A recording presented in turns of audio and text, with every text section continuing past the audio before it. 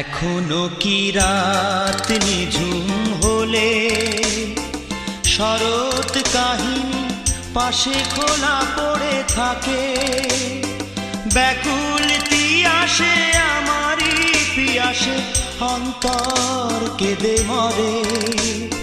জানতে ইচ্ছে করে খুব, জানতে ইচ্ছে করে, তুমি কি সেই আগের মতোই আছো? তুমি কি সেই আগের মতোই আছো, নাকি অনেকখানি বদলে গেছো? জানতে ইচ্ছে করে খুব, জানতে ইচ্ছে করে।